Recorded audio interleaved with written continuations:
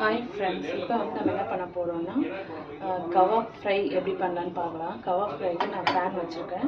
இந்த பேனில் இப்போ நம்ம ஆயில் சேர்த்துக்கலாம். இப்போ நம்ம கருவேப்பிலை சேர்த்துக்கலாம்.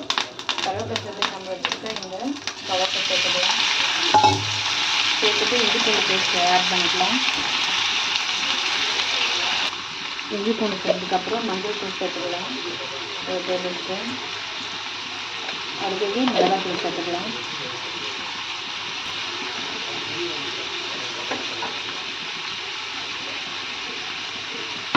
இதே நல்லா நம்ம கிளறி விட்டுக்கலாம். இப்போ நம்ம தேவையான அளவு உப்பு சேர்த்துக்கலாம்.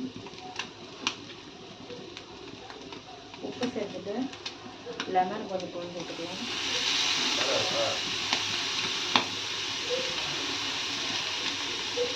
சேர்த்துட்டு இது நல்லா கிளறி விட்டுக்கலாம். இப்போ பாருங்கள் ஃப்ரெண்ட்ஸ், நம்மளுடைய கவாப் நல்லா ரெடி ஆகிட்டுருக்கு.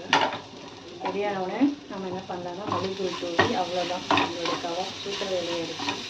ஒரு 5 மினிட்ஸ் குக் பண்ணிவிட்டு நம்ம மல்லித்தூள் தூவிக்கலாம்.